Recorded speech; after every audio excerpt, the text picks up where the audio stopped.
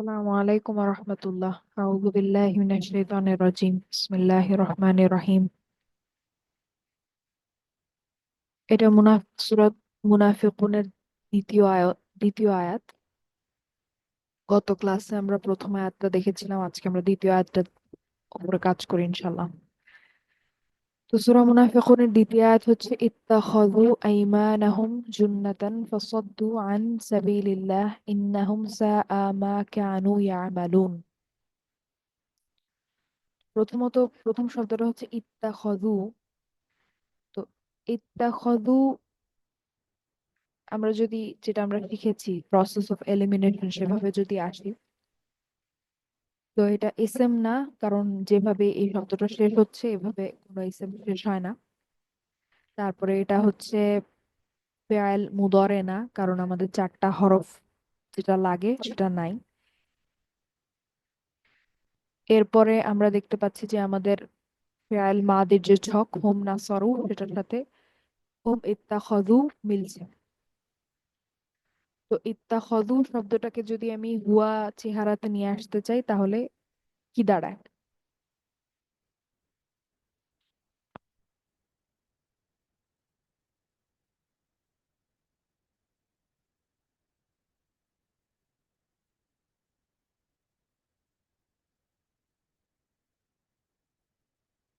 হুয়া ইত্তাখাযা হুমা হুমা ইত্তাখাযা হুম ইত্তাখাযু হিয়া ইত্তাখাযাত হুমা ইত্তাখাযাতা হুন্না ইত্তাখাযনা আনতা ইত্তাখাযতা আনতুমা ইত্তাখাযতুমা আনতুম ইত্তাখাযতুম আনতি ইত্তাখাযতি আনতুমা ইত্তাখাযতুমা আনতুন্না ইত্তাখাযতুন্না আনা ইত্তাখাযতু নাহনু ইত্তাখাযনা।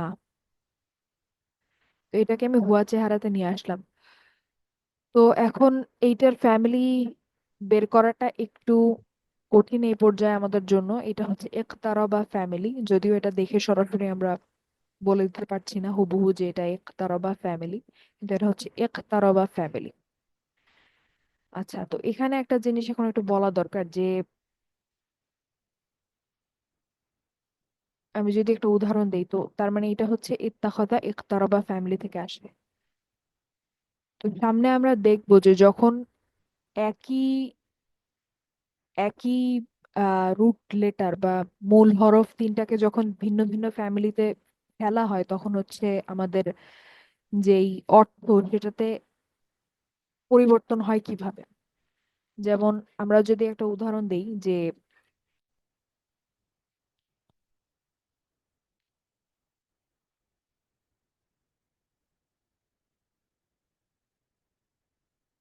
করুবা। করুবা হচ্ছে আমাদের একটা ফেআইল মাদি। এটা হচ্ছে কারুমা ফ্যামিলি, আমাদের কারুমা ইয়া কুরুমো ফ্যামিলি, আমরা দেখেই বুঝতে পারছি করুবা। তো এখানে যদি আমি জিজ্ঞেস করি যে এখানে আমাদের মূল হরফ তিনটা কি কি?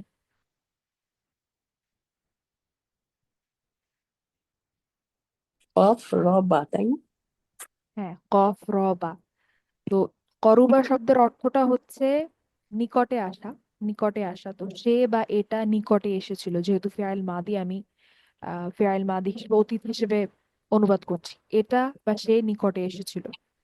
তো এই কফ র আর বা, এটাকেই যখন আমি ইকতারবা ফ্যামিলিতে ফেলবো,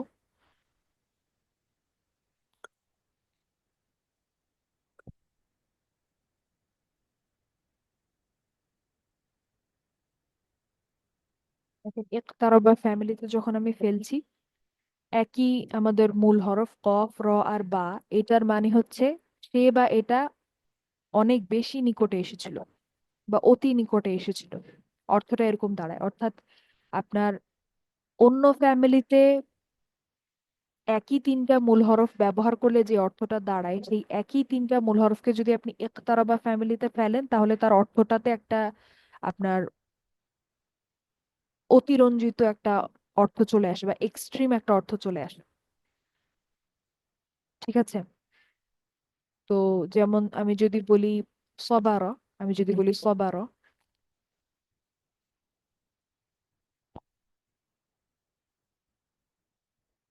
সবার, সে ধৈর্যশীল ছিল। সে ধৈর্যশীল ছিল, সেটাকে যদি আমি এখন একতারাবা ফ্যামিলিতে ফেলি, ইস্তবারা, তাহলে এটার অর্থটা দাঁড়ায় হচ্ছে সে অত্যন্ত ধৈর্যশীল ছিল। অর্থাৎ আমি বলতে চাচ্ছি যে একই রুট লেটারকে আপনি যখন অন্য ফ্যামিলিতে ফেলছেন, সেটার যে অর্থটা দাঁড়ায় সেই একই তিনটা মূল হরফ বা রুট লেটার তিনটাকে যখন একতারা ফ্যামিলিতে ফেলা হয়, তখন তার অর্থটাতে একটা এক্সট্রিম একটা ব্যাপার চলে আসে, বা ওই অর্থটাই আর কি বাড়াবাড়ি মাত্রায় বোঝায়।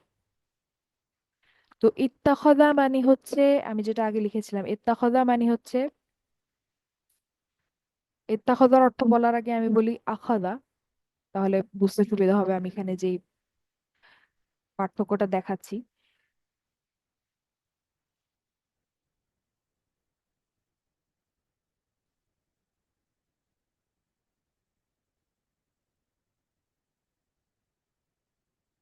আখাদা মানে হচ্ছে নেয়া, আখাদা মানে হচ্ছে নেয়া বা গ্রহণ করা, বা হচ্ছে কোনো কিছু আঁকড়ে ধরা, আখাদা। কিন্তু যখন আমরা বলছি একই, দেখেন এখানে যখন আমরা ইত্তাখাদা বলছি, ইত্তাখাদা অর্থাৎ হামজা আলিফ খ আর দাল, এই তিনটা রুট লেটারকে যখন আমরা একতারা বা ফ্যামিলিতে ফেলে ইত্তাখাদা যখন বলছি আমরা, তখন এটার অর্থ দাঁড়ায় যে খুব জোরে সোরে আঁকড়ে ধরা, বা বেশি পরিমাণে গ্রহণ করা, বেশি পরিমাণে নেয়া, বা খুব শক্তভাবে নেয়া। ঠিক আছে, আমার এই এই পর্যন্ত কথা কি আপনারা বুঝতে পেরেছেন আমি কি বুঝাচ্ছি?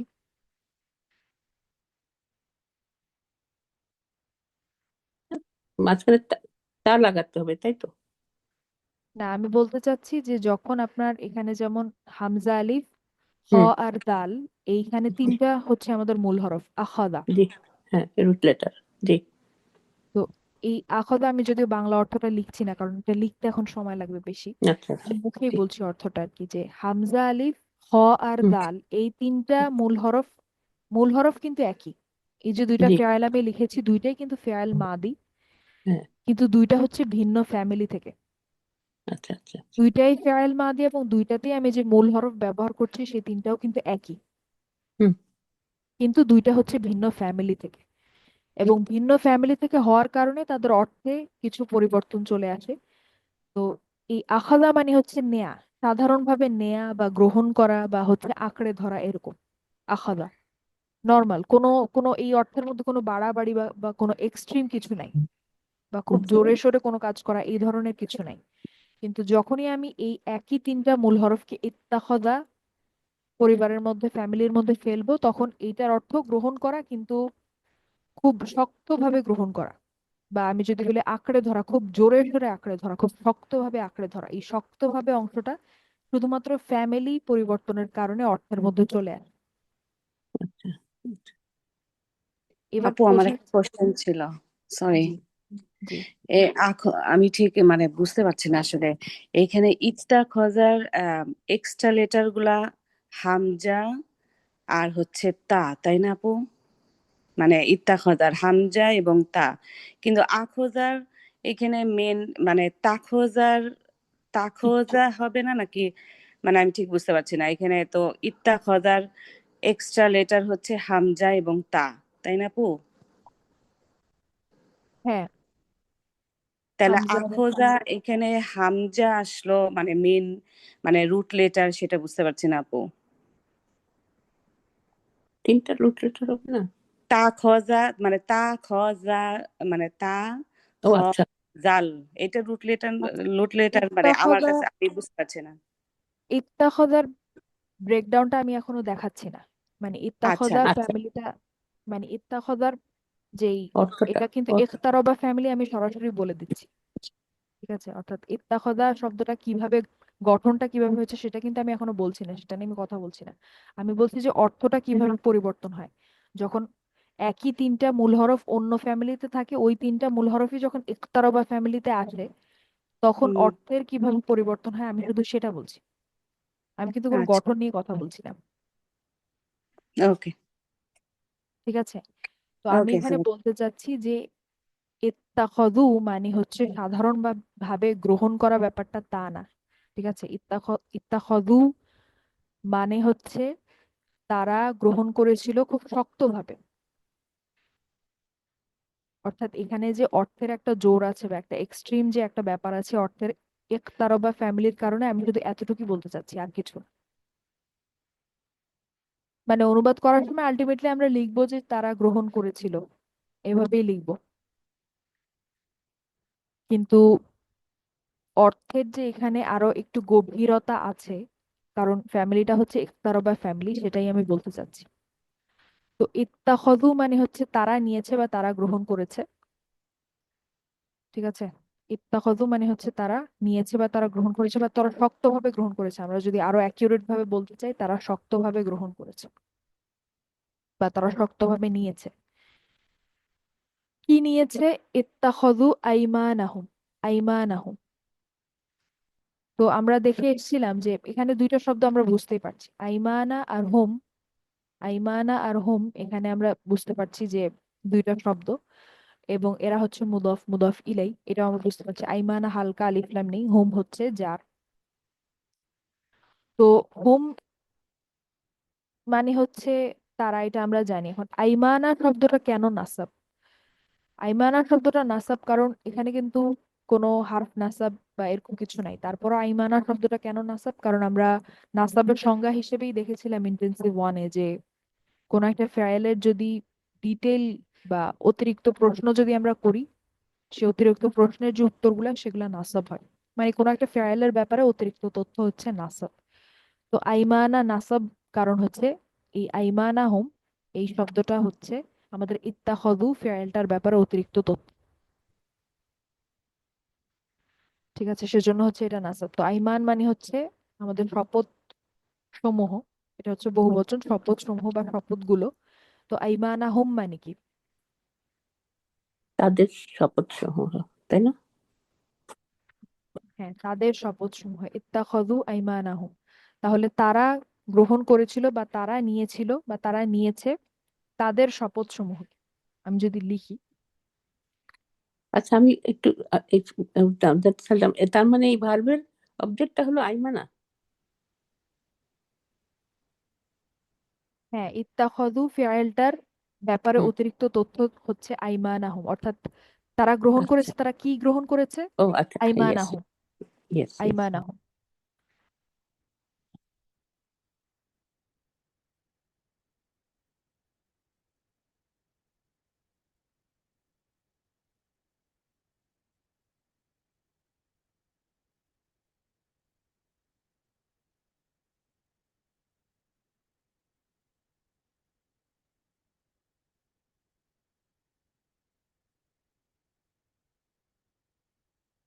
আচ্ছা, তারা নিয়েছে তাদের শপথ সমূহকে, আমি একটু ছোট করি।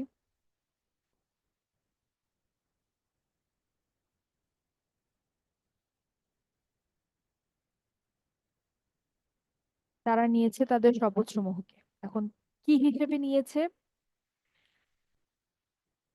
তারপরে শব্দটা হচ্ছে জুন্নাতান। জুন্নাতান, জুন্নাতানের যেই আমাদের যে ব্যাকরণটা, এটা আমরা পরে জানবো ইনশাল্লাহ, এটা একটু আহ পরের আলোচনার বিষয়। তো তারা তাদের শপথ সমূহকে নিয়েছে। জুন্নাতান মানে হচ্ছে আপনার ঢাল, ঢাল হিসেবে। তো জুন্নাতানও দেখুন নাসাব, কেন নাসাব এটা এটা আমরা পরে জানবো।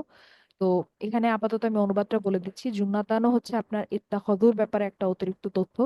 আপাতত ধরে নেন যে এই জন্যই এটা নাসাব। তো আমি যদি প্রশ্ন করি যে তারা কি নিয়েছে, তাদের শপথ সমূহ কি নিয়েছে, কি হিসেবে নিয়েছে বা কেমন ভাবে নিয়েছে, সেটা হচ্ছে জুন্নাতান হিসেবে নিয়েছে, মানে হচ্ছে ঢাল হিসেবে নিয়েছে।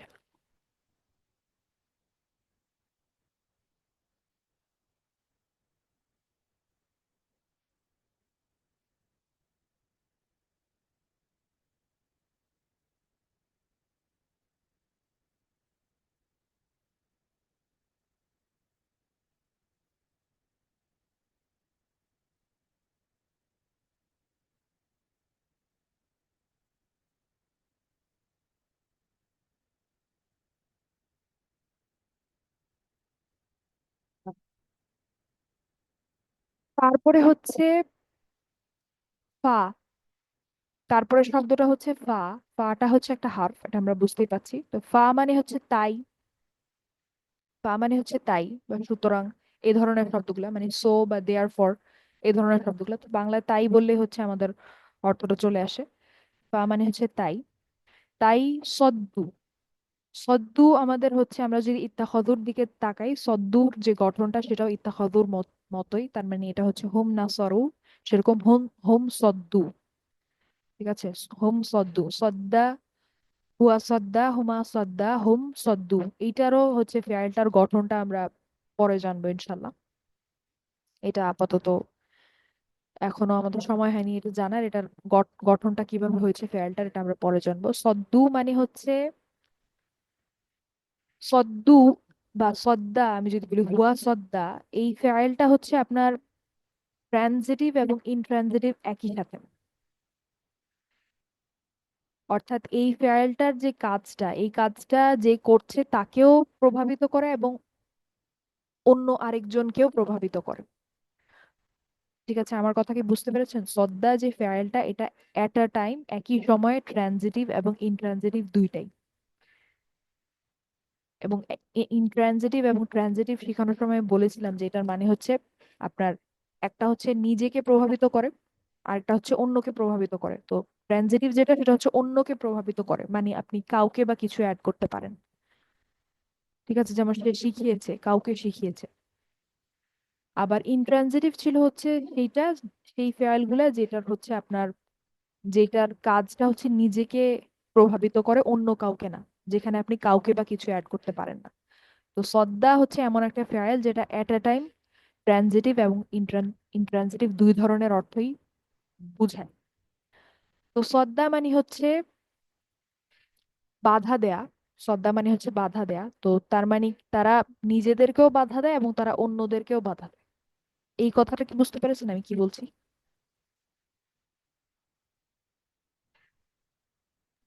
ইয়েস। হ্যাঁ। তাই এখন সদ্দু মানে হচ্ছে তারা, তো তাই তারা, বাধা দেয়। তারা বাধা দেয়।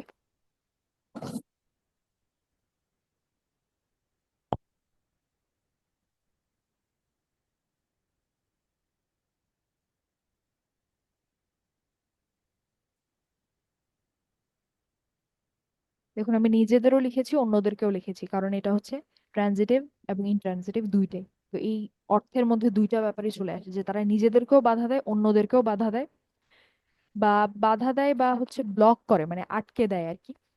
বাধা দেয় is good enough, no problem. হুম, তো ফাসাদ্দু আন সাবিলিল্লাহ। তো আন হচ্ছে আমাদের হার্ফ জার, এটা আমরা চিনি, বা তা কাফলাম ওয়াও মিন ফি আন। আন হুম, হচ্ছে আমাদের হার্ফ জার, এবং আন মানে হচ্ছে থেকে। আর সাবিল, সাবিল আমরা দেখতে পাচ্ছি যে হালকা আলিফ লাম নেই। হুম। তো এরপরে আমরা দেখতে পাচ্ছি যে আল্লাহি শব্দটা হচ্ছে জার, তার মানে সাবিলিল্লাহি হচ্ছে আমাদের মুদফ, মুদফ ইলাই। তো সাবিলিল্লাহ মানে তাহলে কি দাঁড়ায়, অর্থটা কি দাঁড়ায়? আল্লাহর রাস্তা নাকি? আল্লাহর রাস্তা বা আল্লাহর পথ। সাবিল মানে হচ্ছে পথ বা রাস্তা। এটা আমাদের, আমাদের যে একটা গল্প ছিল ওয়ার্কবুকে, সেখানে এই শব্দটা ছিল। তো সাবিল মানে হচ্ছে রাস্তা বা পথ। আচ্ছা, তাহলে আন সাবিলিল্লাহ মানে কি?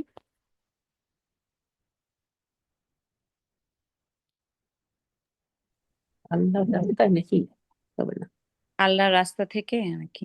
হ্যাঁ, আল্লাহর রাস্তা হুম, থেকে।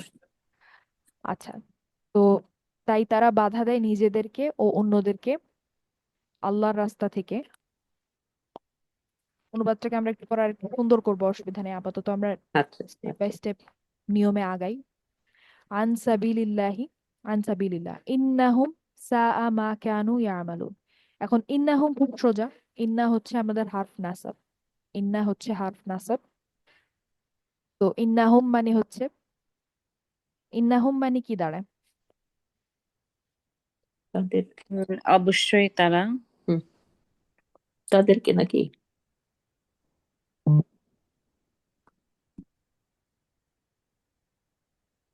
আচ্ছা, এখন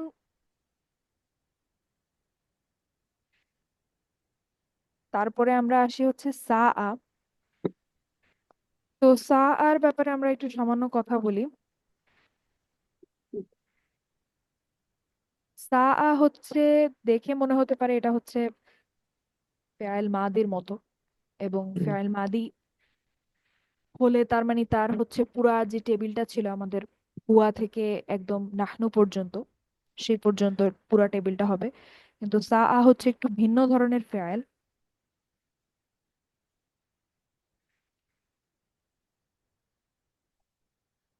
তো সা আ এটাকে বলা হয় হচ্ছে আফআল তাআজ্জুব। এই ধরনের ফেয়াল গুলাকে বলা হয়েছে আফআল তাআজ্জুব, মানে হচ্ছে আপনার শক দেয়ার ফেয়াল, বা হচ্ছে মানে কেউ যদি কোনো কিছুতে অভিভূত হয় তাহলে যে ফেয়াল গুলা বোথ খুশি হলে এবং হচ্ছে কোনো কিছু খুব বিশ্রী লাগলে, কারো কাছে কোনো কিছু খুব খারাপ লাগলে এবং কোনো কিছু খুব ভালো লাগলে, সেটা অভিভূত হয়েছে সে, এটা প্রকাশ করার জন্য যে ফেয়াল গুলা ব্যবহার করা হয় সেগুলোকে বলা হচ্ছে আফআল তাআজ্জুব।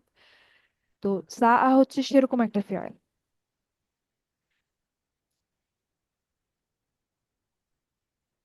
আচ্ছা, তো এখন আপু সরি একটু ইন্টারাপ্ট করতেছি, আপনি যে শব্দটা বললেন একটু লেখা যাবে আপু?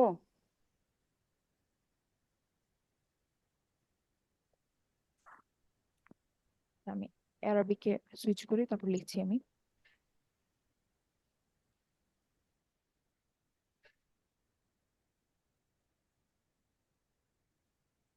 তার মানে আপু এটা কি ইন্টারজেকশন এরকম?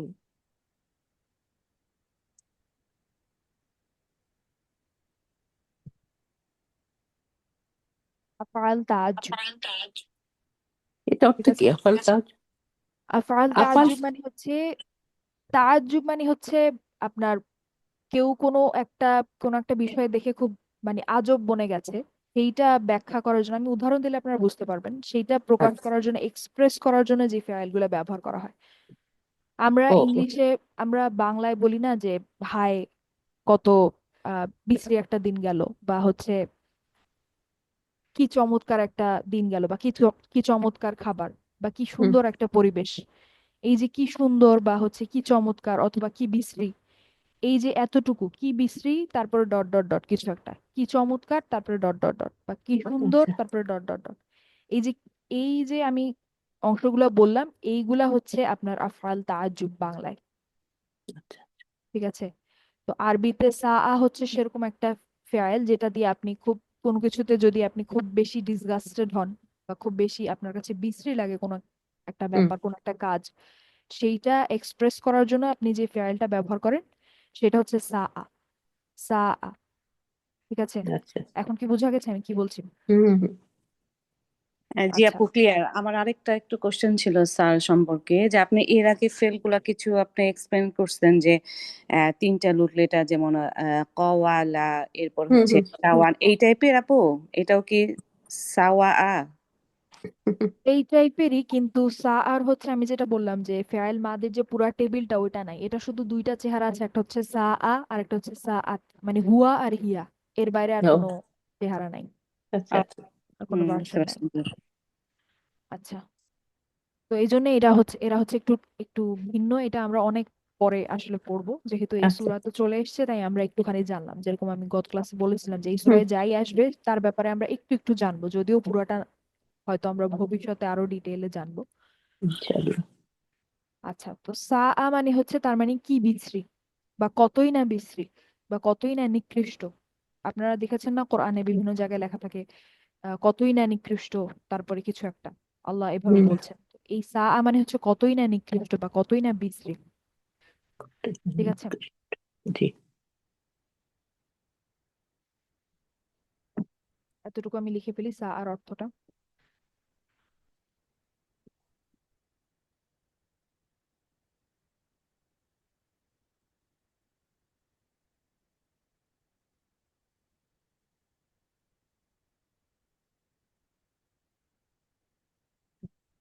তো এখন ইন্নাহুমটা কিন্তু আলাদা এবং সা আটা কিন্তু আলাদা, এর পরে আসছে। তো এজন্য আমি ইন্নাহুম, ঠিক যেরকম গত ক্লাসে আমরা দেখেছিলাম যে ওয়াল্লাহু তারপরে ইয়ালামু, তো আমরা বলেছিলাম আর আল্লাহ বা এবং আল্লাহ তারপরে বাকিটা, তো আমরা এখানে হুম, এরকম একটা সাইন দিয়েছিলাম, এখানেও সেরকম ইন্নাহুম তারপরে কিন্তু সা আ। তো ইন্নাহুমটা আসলে সেই অর্থে কোনো আপনার কর্তা না এখানে, বাইরের কর্তা ও বা ওই ধরনের কিছু না, এটা আলাদা একটা অংশ।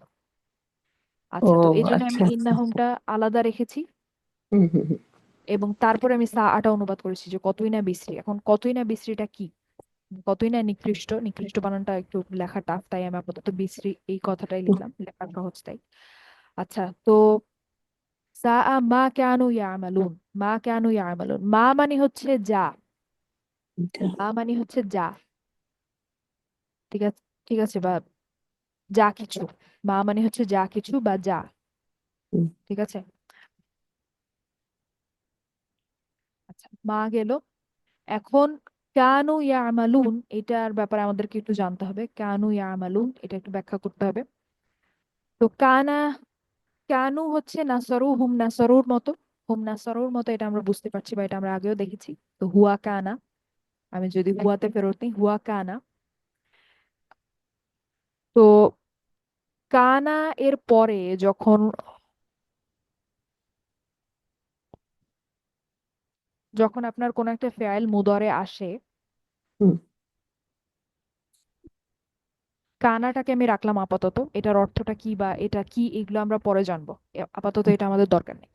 তো আচ্ছা, এখন যদি আমি পরবর্তী শব্দটাতে আসি, ইয়া আমালুনে যদি আসি, ইয়া আমালুন ফেয়াল মুদরে আমরা দেখেই বুঝতে পারছি, ইয়া যোগ উনা, তার মানে হচ্ছে এটা তারা, বা হুম হচ্ছে এটার আপনার কর্তা। এখন এই ফেয়ালটার মানে হচ্ছে কোনো কিছু করা বা করা। তো ইয়া আমালুন মানে কি?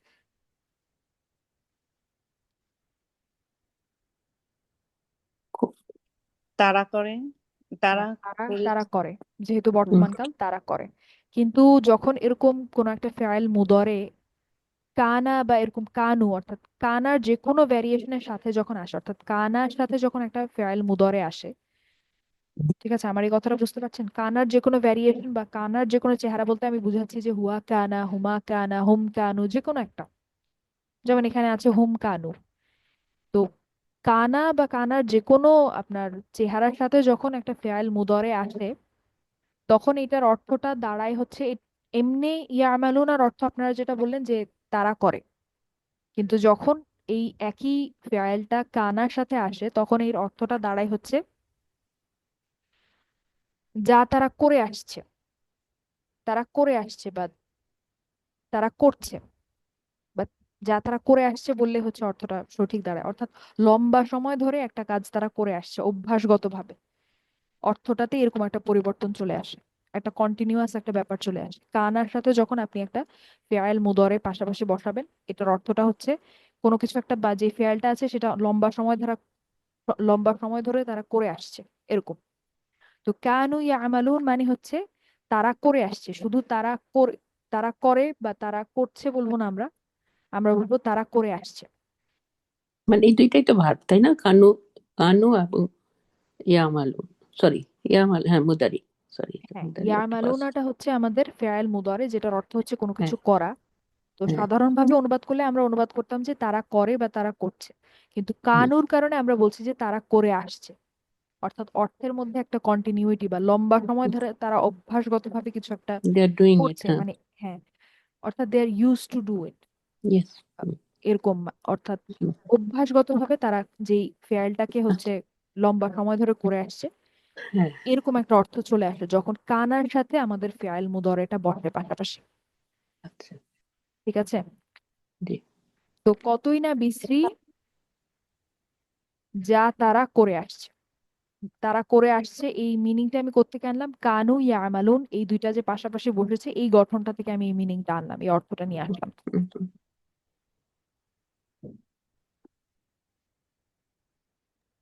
ও কানু কি ফেল, ফেল মাদি, তাই হুম, না? হ্যাঁ,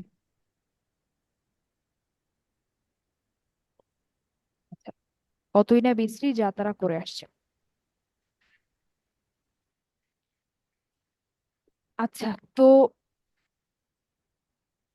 এই হচ্ছে এই দ্বিতীয় আয়াতের অনুবাদ, যার মধ্যে আমরা কিছু জিনিস বুঝলাম, কিছু জিনিস হয়তো আমরা খুব ভালোভাবে এখনো বুঝি নাই, সামনে বুঝবো ইনশাল্লাহ।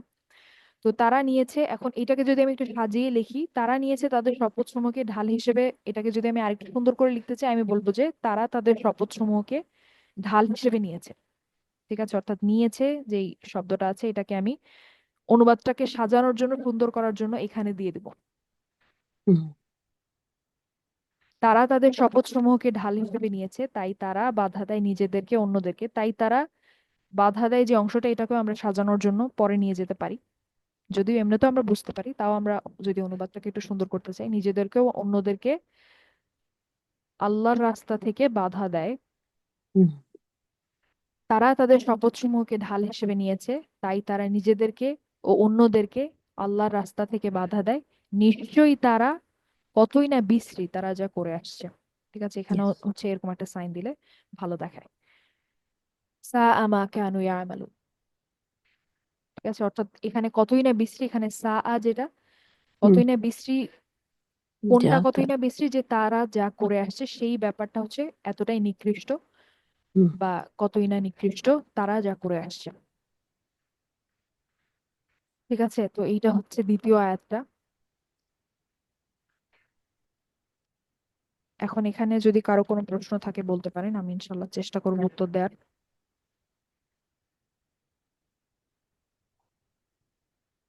আমাদের সময় প্রায় শেষ। হুম, তার মানে আপু আমার একটা যেহেতু কোশ্চেন ছিল, তার মানে যে ছোট যে ইয়েগুলা কি ভার বলে ভার ভার্ব গুলা, সেগুলোর চাইতে বড় ফ্যামিলির ভার্ব গুলা বেশি বোঝায়, মানে মানে ইন্টেন্স বেশি বোঝায় আপু। এটাই কি এটাই কি ঠিক আছে? মানে ছোট না না, ফ্যামিলির চাইতে বড় এটা ফ্যামিলি। শুধু একতারবার কথা আমি বলেছি, শুধু ও একতারবা। শুধু একতরফার ক্ষেত্রে, ও ওকে ওকে।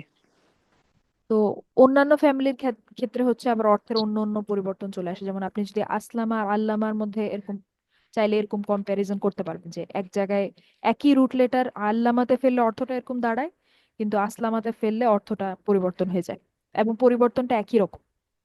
মানে ধরেন, এখন এই মুহূর্তে উদাহরণ আমার মাথায় আসছে না, কিন্তু আল্লামা ফ্যামিলিতে আপনি কোন একটা মূল হরফ ফেললেন তিনটা, সেটার যে হুম অর্থটা হবে আসলামাতে গেলে চেঞ্জ হবে। যেমন আপনি যদি আল্লামাতে আইন লাম মিম এটাই আছে, বা নুন জা লাম নাজ্জালা, আর একটা হচ্ছে হুম, আনজালা, যেরকম পরিবর্তন হবে। আবার আপনি যদি অন্য কোনো একটা আপনার মূল হরফ তিনটা ফেলেন, যেমন বললাম যে কোনো হতে পারে, আমার এই মুহূর্তে মাথায় আসছে না, একই রকম পরিবর্তন হবে, অর্থাৎ পরিবর্তনটা একই রকম হয়। ঠিক আছে, এই মুহূর্তে আমার উদাহরণ মাথায় আসছে না। আরেকটা আছে না, কতালা কত্তালা, কতালা হলো একটা, তারপর কত্তালা হলো নাকি জানি না। এটার উদাহরণ দেখে আমি আপনাদেরকে আরো সুন্দর করে জি বুঝাতে আছে, পারবো, আচ্ছা এটা সামনে আচ্ছা আসছে, আচ্ছা, অসুবিধা নেই। জি আছে, ইনশাআল্লাহ।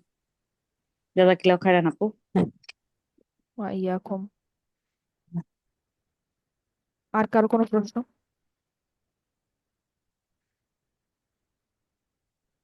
আমার প্রশ্ন হলো, ফ্যামিলি, বড় ফ্যামিলি মুখস্থ হয় না, ছোটগুলো তাও হয়, বড়টা হয় না। বড়গুলাই তো সহজ বেশি, তাই তো আমরা বড়গুলো আগে আগে শিখেছিলাম। ওই যে লাস্টের গুলা, প্রথম তিনটা হয় কিন্তু লাস্টের দেখতে হবে আবার ভালো করে, এই সমস্যা হয়ে যায়। হয়ে যাবে ইনশাল্লাহ আপু, ইনশাআল্লাহ একটু ইনশাআল্লাহ। সময় দিলে, এবং হুম, ইনশাল্লাহ হুম, আল্লাহ সহজ করে দিবেন। এটাই আল্লাহ কাছে, এটাই আল্লাহ কাছে। আচ্ছা, আর কারো কোনো প্রশ্ন? হুম, যদি না থাকে আমরা শেষ করে দিই ইনশাল্লাহ। ইনশাআল্লাহ। জাযাকাল্লাহু খাইরান। আচ্ছা ঠিক আছে, তো আমি আশা করি আমরা সূরা মুনাফিকুনের প্রথম দুটো আয়াত বুঝতে পেরেছি। তাহলে হুম, আমরা আজকে হচ্ছে আমাদের কি বার, আজকে হচ্ছে শনিবার, আগামী ক্লাসে, আগামী রবিবার মানে আগামীকালকে আমরা আবার আচ্ছা, 3 নম্বর। ইনশাল্লাহ এই টাইমে ক্লাসে বসবো ইনশাল্লাহ। সবাই ভালো থাকবেন ততক্ষণ পর্যন্ত। আসসালামু আলাইকুম ওয়া রাহমাতুল্লাহি ওয়া বারাকাতুহু। ওয়ালাইকুম সালাম ওয়ালাইকুম রহমতুল্লাহ। আসসালাম ওয়া রাহমাতুল্লাহি ওয়া বারাকাতুহু। জাযাকিল্লাহু খাইরান। ওয়া ইয়াকুম।